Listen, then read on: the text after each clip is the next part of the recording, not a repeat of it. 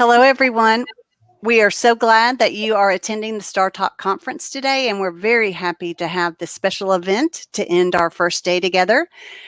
We have 4 panelists that are going to talk to us about teaching online.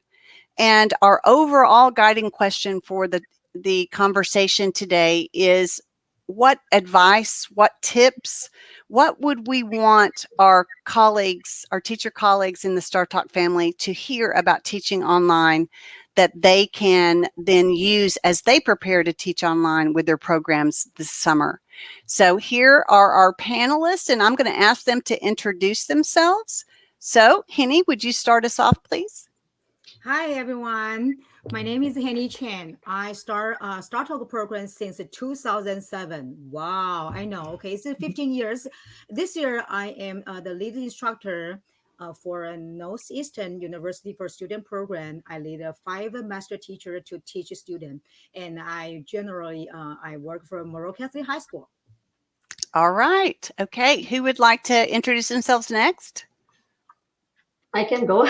All right. Thank you. Namaste.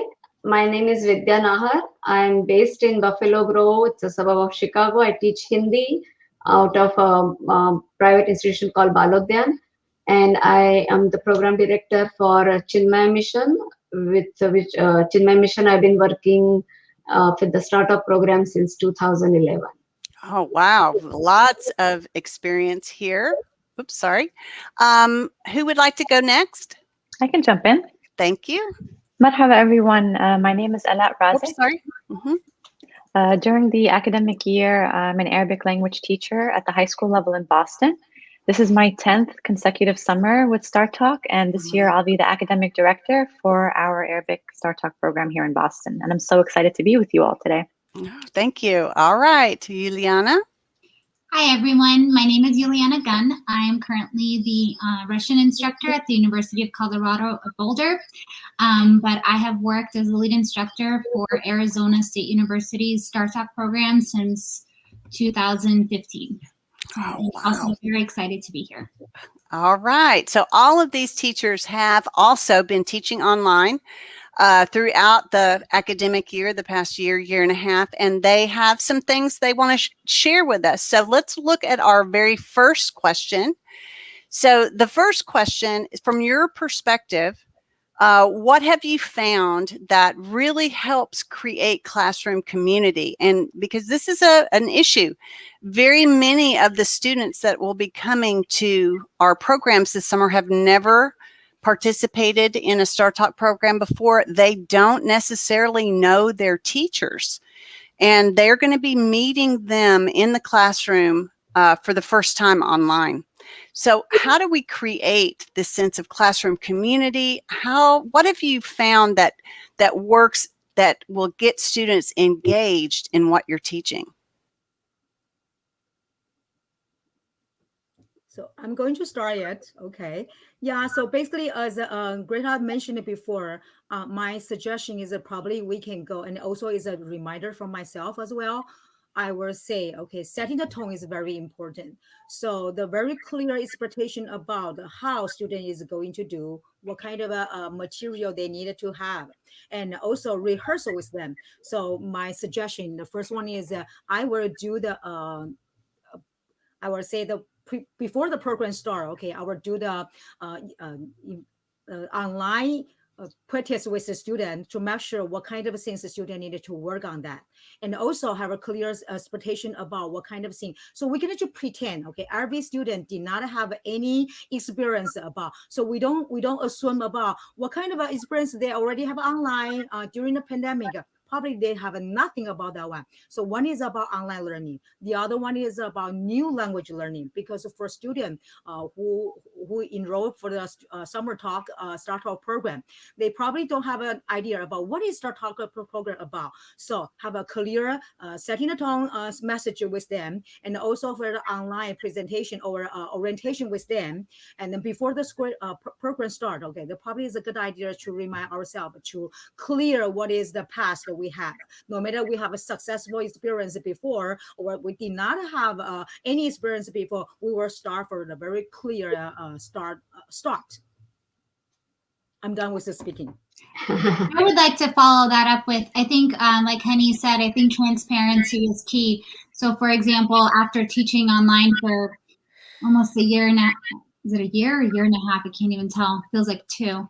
But having clear objectives for the students right off the bat, whether that be a slide or something they're familiar with, and then keeping that structure the same throughout the lesson. So every time they start a new unit, they're introduced to learning objectives. They kind of know the tasks that they're going to be working on. So I think all of that is very important to getting the student comfortable with being in a classroom, but also it helps them work through exercises in partners or in groups that kind of, they already know what the end goal is ahead of time.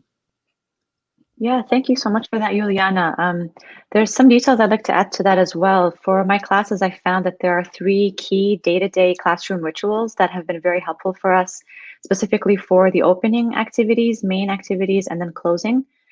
So for opening norms, we often will learn how to practice saying each other's names, learning about the things that makes us unique as a community, and practicing online learning etiquette, things like muting and unmuting, using our away symbol when we're not at the screen, and all of these cool Zoom features that have been available to us in this past academic year.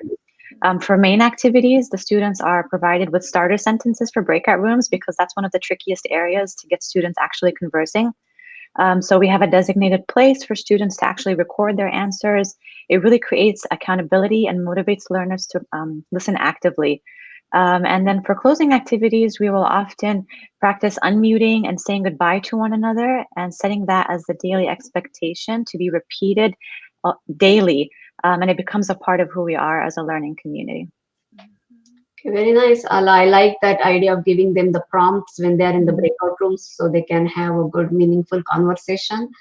For the sense of community, I think having collaborative projects really helps. So we created some online books like on using the site like bookcreator.com where students collaborated with each other. Let's say they are contributing recipes or how their life is affected by corona. So choosing different topic and then collaborating so they could see each other, how everybody is going through the same situation and how everybody is handling it. So that also fosters a sense of community. And also because I teach in a private institution which we meet only on weekly basis, so we don't have daily interaction, but then I do send a daily online question. For example, what did you eat for breakfast today? It's all in Hindi because I teach Hindi. Or what kind of Indian food do you like? Or what is your favorite Indian movie? What happens? There's something like that, some question every day. And then they all record their answers. So again, this is how we communicate as a community and not individuals. So they don't feel isolated that they're doing it by themselves, because this is everybody and they can see each other's responses and they can comment on each other's, oh, I also like that movie, or I also like that food, or I have never tried that, something like that. So we use different tools, and I will share those tools as I know going forward in the conversation. We're going to talk about the tools, but yeah, I think having this kind of collaborative activities creates that sense of community. You don't feel isolated and alone. Mm-hmm. And that really brings me, y'all are talking around everything about our second question, which is all about this idea of learner-centered learning. And I'm just going to piggyback off what Vidya said about this collaborative work that the students are doing together. So, and I know when we think of face-to-face learning, we think of learner-centered learning in a specific way.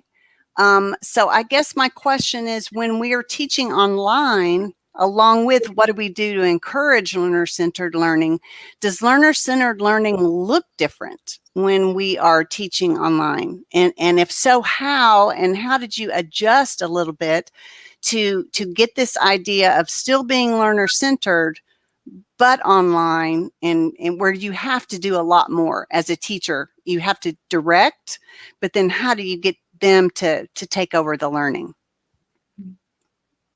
I can take that, if that's okay. I think that in some ways using Zoom, I'm sorry. I think that in some ways using Zoom is a little bit easier in terms of making structuring a classroom to be learner-centered, because you can physically take students, put them in a group, and then they're kind of stuck with each other. So they have to start speaking. What I normally do is I have a slide up with instructions in English. I'll explain them in Russian, but then the students kind of have a designated person that's in charge of going through the exercise. And I think that students really enjoy not having an instructor right there watching their every move. So it kind of gives them the freedom to talk through exercises a little bit more, and it makes them feel a little bit more comfortable. And then I usually cycle through the breakout rooms in Zoom, and I just have myself muted so that if they do have questions for me, they can answer them. Otherwise, I just listen to what answers they produce. But I always encourage them to speak in the target language as much as possible. And they do have that over time, they do develop that vocab where they can move from exercise to exercise in the target language, which I think is also very important, especially if they're planning to study abroad or something like that. Thank you, Juliana. Yeah, it's so critical for us to step back as instructors and really let the students take over. So I would say that student choice is key. It's never been more important, in fact. So having a say in the unit topics and having a choice of the role they want to play as learners in those activities is essential. So students in Arabic class get to vote on pre-selected topics that make sense for their age and their current lifestyle.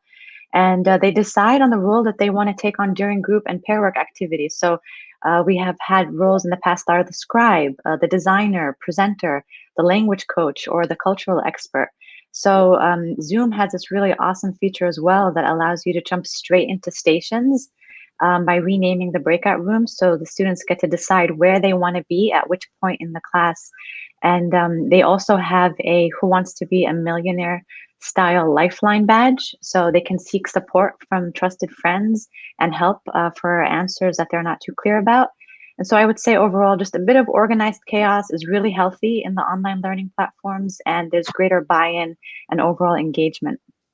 Yeah, I cannot agree both of you more. You know, because I really believe, okay, sometimes I figure it out or I realize that one online learning sometimes have a more quality time with the student. I'm not quite sure you guys how feel about that one, because when you do Zoom, right, and then you can have a conversation with your kids one-on-one. Sometimes that's best for student engaged learning and then their learner center, because you not only provide their choices, and then they feel they are individual, and then you can talk about, okay, understand what are their needs, and then you can ask them, okay, what do you want to work on that one, and then especially is for students' needs, so they feel more that's their want, and we can give them a quality work for whatever they choose to do. So the Zoom have the breakout room, and a student will not feel they will be everybody look at them, right? So they feel more comfortable about, they have a quality about that one. And in terms of the, when you, since you mentioned about the Zoom, and I believe there is a lot of a way we can first of all the learner center learning. For example, we provide by using the annotation, we have the student and the student in engagement, student and the teacher engagement, and also student with the material, student with the platform, or no matter you use a Zoom or a Jamboard or any tools. So I believe, okay, we can have a more possibility to work on together within a 1 hour teaching scenario if we in that way. Yeah, I agree with all three of you that online learning has actually facilitated better learner-centric learning than real classroom, I feel. First of all, every student can learn, and especially in the asynchronous mode, can learn at their own pace. And they can, for example, if I give them a video quiz, they can re-watch, go back that video again and again. So that just helps them learning by more repetition. And they are not bothered about, oh, who is watching, or they are not shy of asking a question in the class that I don't understand, because now here they are going back. And of course, you have to prepare them ahead of time, give them maybe a glossary or whatever it is that will help them in understand that material on their own. And then of course you can have more one-on-one Zoom conversations. And also there are these days so many tools, thanks to Corona, I don't know, but the availability of so many wonderful online tools where learners can work collaboratively, or they can be given different choices. Sometimes I give them the same video, but an oral quiz and then a written quiz and then just the picture. So as per the learner's ability to comprehend, you can really layer these learning activities, and their end product can also be as per their choice. So you can either make a video presentation or a PowerPoint, or they can just record a voice comment or write it down, make a book on Book Creator. So I think the possibilities are so many now to make it really customized to the students' interest and choice and level of learning. So I feel it's good. Okay, perfect. Well, you are being my friend today, Vidya, because you're leading me right then to our question number 3. And it's about learning tools and apps.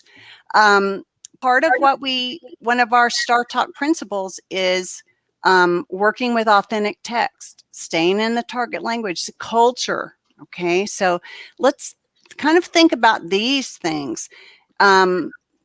We want to be student-centered. We want them to interact, but we also need to bring in these authentic resources. We've got to bring culture into the classroom. So what tools or apps have you found that really allow the students to interact with these authentic resources that you find, whatever form that you find them in, and continue to work on their target language? Do you have an app that has worked particularly well for you that you can share with our audience and how you've worked on it? Vidya, I'll let you start us off this time. Okay. Yeah, so even before the online learning environment, I was using VoiceThread. In fact, I've been using it since 2010, and Edpuzzle before that, similar to Edpuzzle, I was using, it's called, it was a different name, but it's also video quiz, and also the bookcreator.com. So all 3 apps are excellent. In Edpuzzle, it's a video quiz, so you can take the actual authentic videos that are posted on YouTube in your target language, or depending on the topic that you're dealing. You can cut it at wherever starting point you want and whatever ending point you want, or you can add a voiceover, or you can use any screencast-o-matic video for this purpose. So you can upload your own video, and then you can add as many questions as you want. You can add spoken, written. They can be multiple choice questions. They can be open-ended questions. So the learners really have to type in and give an open-ended answer in the language.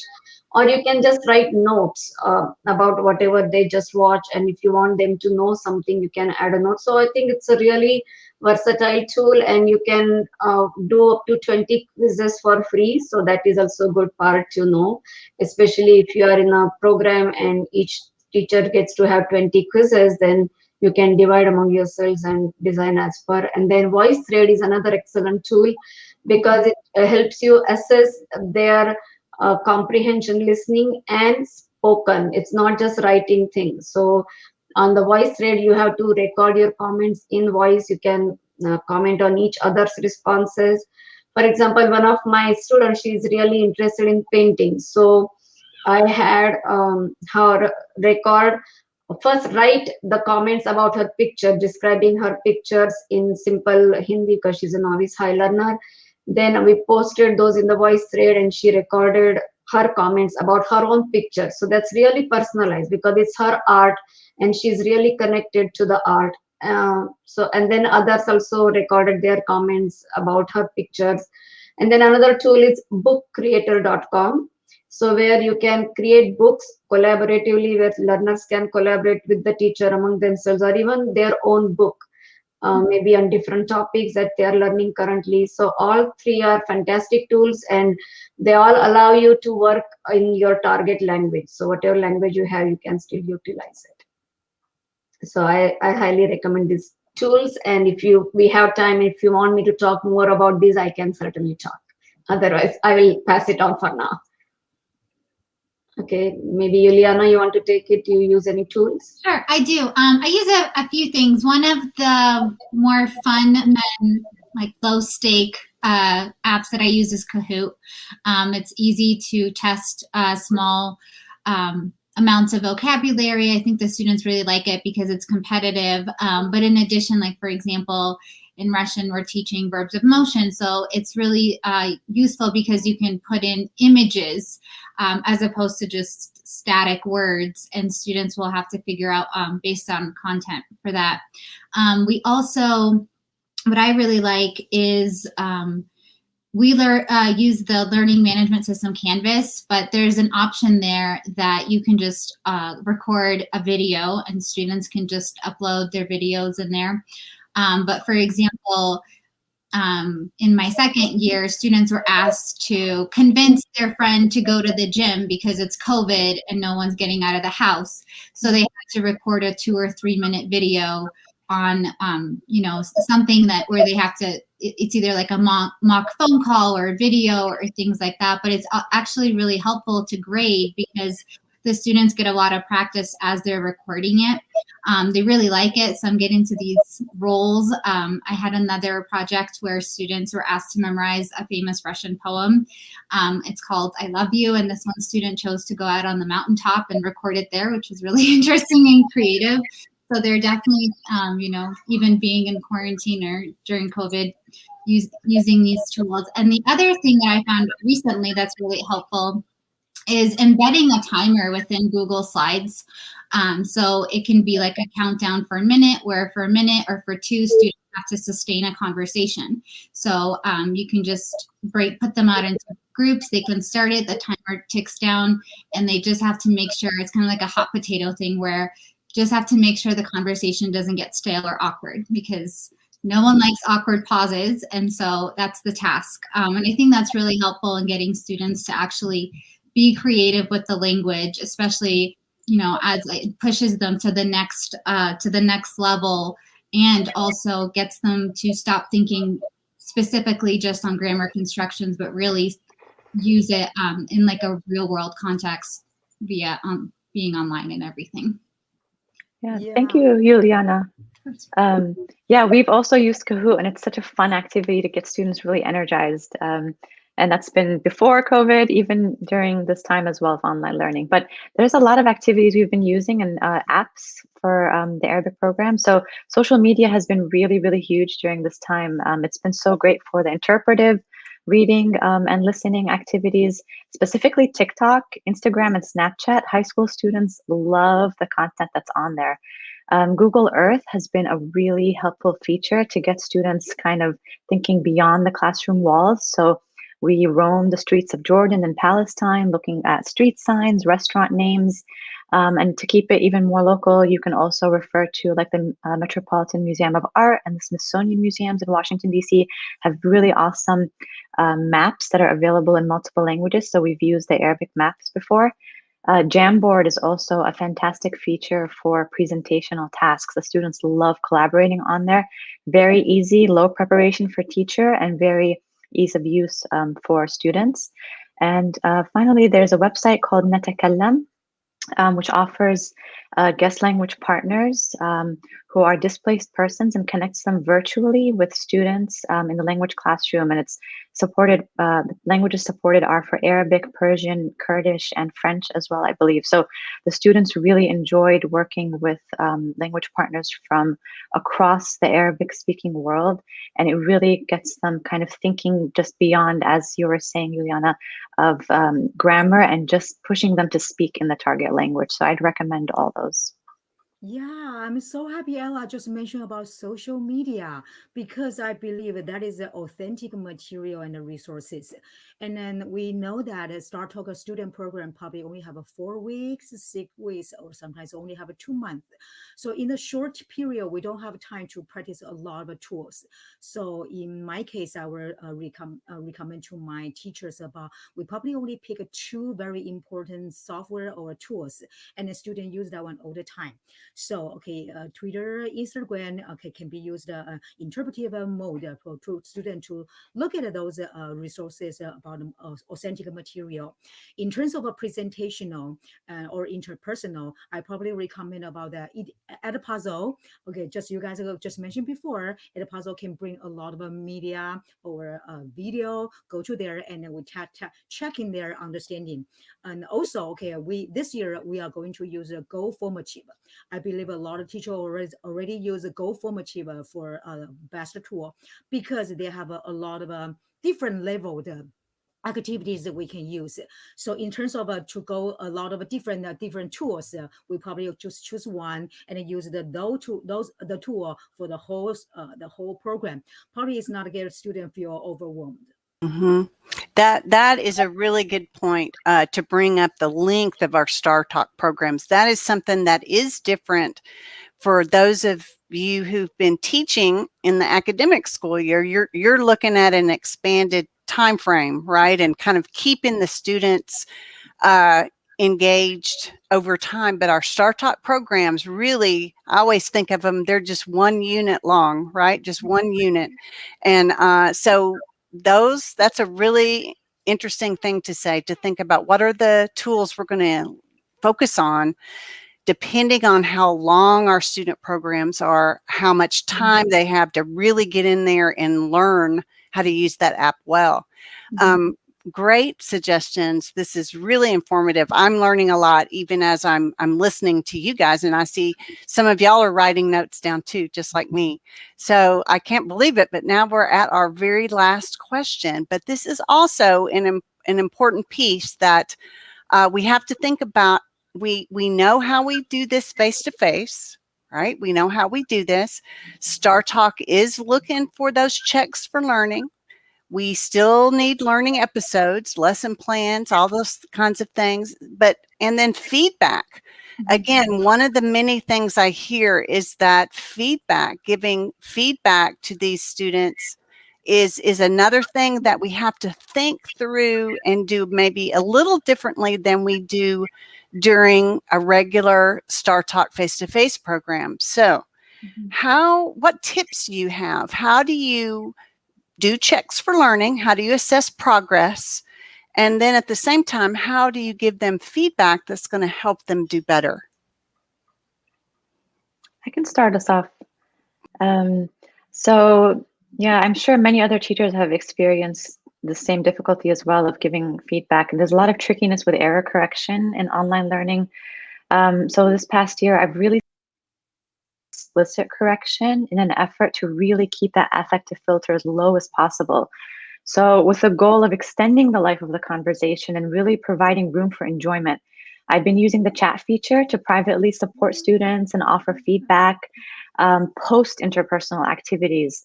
And another great tool I've also been utilizing is focusing on metalinguistic feedback as well. So while students are speaking in a breakout room, I'll pop in silently and I'll take mental notes of some of the most common errors that I'm hearing. And then once we commune back as a group, I use the annotate feature on Zoom, which has been so helpful to highlight some of the common mistakes that I'm hearing. And as a community, we take a look at these errors without pointing out specific students or calling on names in the class. And then one more thing is using the poll feature in Zoom. I highly recommend it. You can pre-design questions before you actually start a Zoom call. And it's been really great for quick check-ins, true or false, checking for comprehension. And the students love it because it's quick and it's efficient. So you can answer right away, and then you can actually broadcast the results live so we can all see what we're learning and what we still need to continue working on. Yeah, very good. That's an excellent idea, using the poll feature of Zoom. For me, giving feedback, again, I use the same tools, and I like Henny's point that don't spread your applications too far. So having 2-3 applications and just getting really comfortable with those and having students comfortable with those. So my go-to apps are again VoiceThread, Book Creator, and Edpuzzle, and I give my feedback through those same, because in VoiceThread you can have an embedded private comment to your student, because after they leave a comment you can give them a feedback right after you listen to that comment. And similarly, in the Edpuzzle, for the open-ended questions, you can write comments right there on their answers. So it's really very private, personalized comment that goes to that person. And also when I listen to their comments or see their answers, and I know what are the common mistakes that are happening. So I probably haven't taught that particular thing very well. So then I just make some wrong statements kind of thing and then put them out in the classroom next day to see, okay, what do you think, this one is right or this one is. So I'm not pointing to one person's mistake as such, but just giving them as, in general, common mistakes that are happening when I read those answers.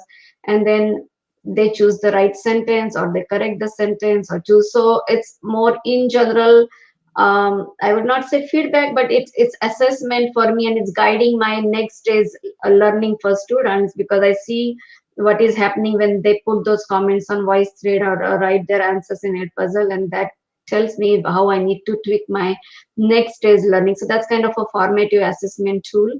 And as I said, giving feedback, it's also very good giving one-on-one feedback through Zoom, as some of you mentioned before. So yeah, all those tools have been working very well. Actually, I think it's better facilitated one-on-one online versus when you are in classroom and everybody together. So I think this really helps. Okay, so I will think about when we talk about assessment. Okay, in terms of assessment or assess, I will say, okay, checking, because it's very important. So always we can checking by oral, checking with the student, or a checkbox, or a poll, or whatever you decided is the best way for checking. But always checking is very important to make sure we are on the same path, and we are go to the same, we are on the same page, and we are go with the same path. The other things about the exit ticket, okay, we know that, okay, RV program in, or everyday classes in, right, before we go to the next, right, we have the exit ticket. So besides the assessment, I would say I want to provide a couple my experience about the feedback, because I believe, okay, feedback is really important, not only for our teaching for next day, and also for students where they go, they decided to what is they are learning for next day. So I think that the timely is very important. So feedback is about not about only feedback, about timely. Therefore, what is the best way for teacher? So I will remind a teacher or suggest teacher to go back to look at you. So what is the best way for you to provide a feedback? What is the easy way for you? For example, sometimes I have a hard time to write English, because the English is my third language, you can tell, right? So it's harder for me to write it down. So when I needed to write the essay, right, I say, oh my gosh, okay, I have a hard time to give the feedback timely. Therefore, I probably use oral, even though it's still not is my English. English is not my first language to speak for student, but I can explain more and more, and the student get my idea about what kind of a feedback I want to provide them. And I also use a PDF annotation, which means when student provide some the homework or the assessment, and it's by written, and then I want to use the PDF annotation, and then I can highlight a couple of things very quickly and then return to them, because I believe that the feedback is about timely. Without the time sensitive, and then everybody forget what kind of things we do before. So that is my 2 cents. Yeah, I think the Google Docs also helps with that. So, like PDF option, but you also, when they submit their work on Google Docs, it's very easy to highlight and then just give the suggestion right there. So as you're reading, and as you said, the timing is really important. So you don't want to keep it till next week or the week after. So when they submit and you're going through their submissions, it's right then and there, you can make a quick note. That's really helpful, because you can also assess it right away and give it, so then you don't have to worry about it and stress out later. So I think that's a good idea. And just so you mentioned Google Docs, but I usually use Google Slides as well too.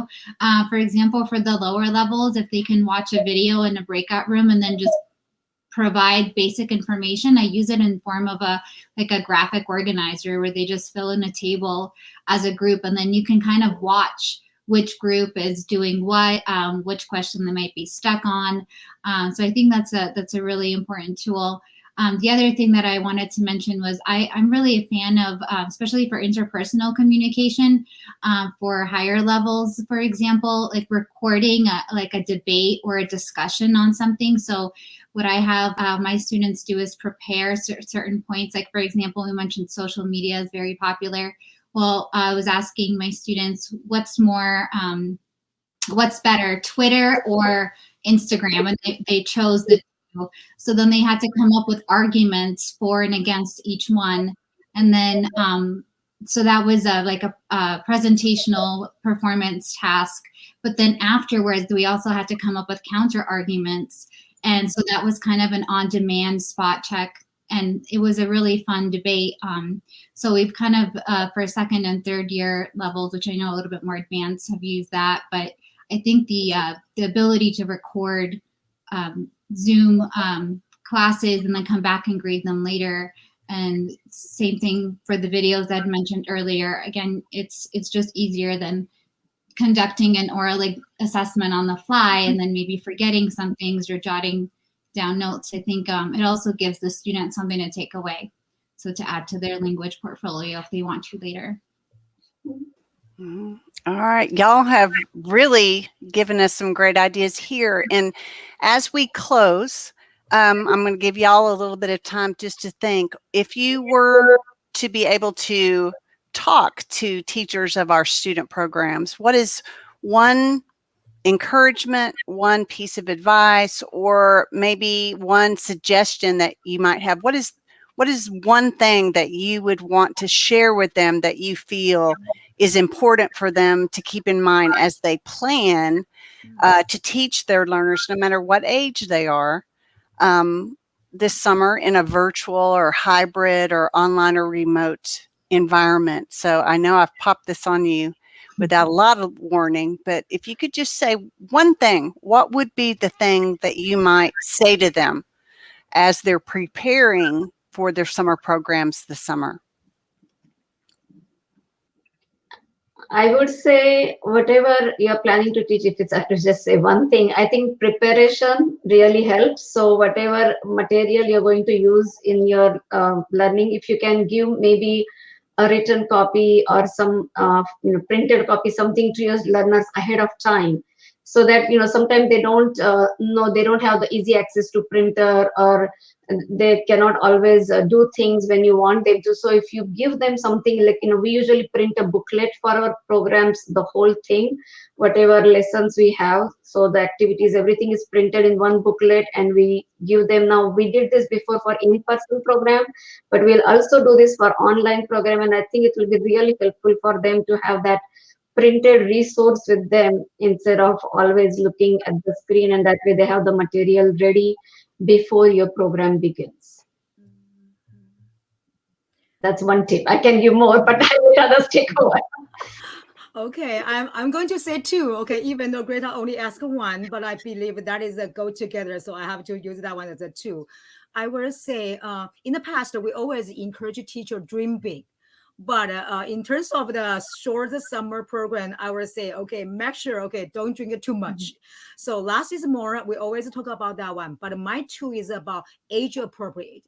So when you look at your student program, right, what is the best age appropriate material or curriculum you want to give them? And then go with what? Okay, go with the real task, real world task.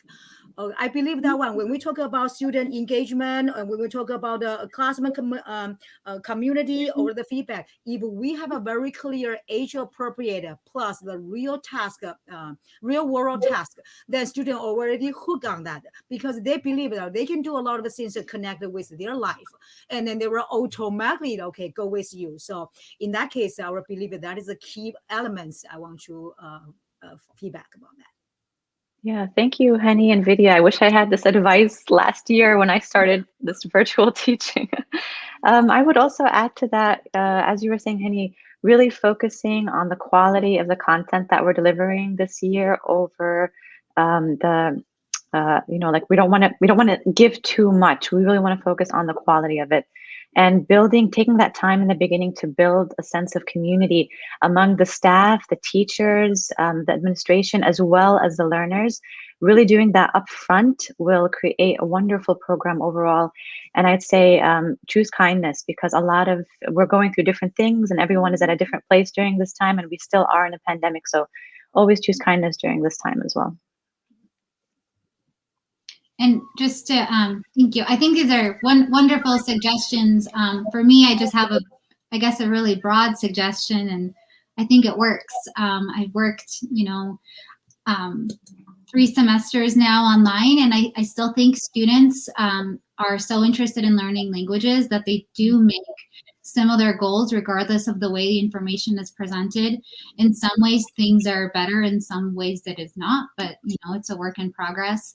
But I think that it's important for instructors to know that even if there are these awkward pauses or when students are trying to figure out how things work on Zoom, it's important to let that happen, and students will come around and begin speaking. It just takes a little bit of time. I mean, if you can mute yourself and you just kind of hide away, of course, it's easier to do that. But I think over time, students really begin to want to communicate, and we're in a time in our lives where we're kind of stuck in our homes and we need communication as well. So students will really open up to that. So I think it's a very hopeful prospect that even though it's computer-based or online-based, it still has the same results. Mm-hmm. I really agree. These are great suggestions, and I know they're going to really benefit our teaching community. And I appreciate and thank so much these ladies taking time out of their day to be with us and share what they've shared. It's very valuable. So thank you so much, ladies.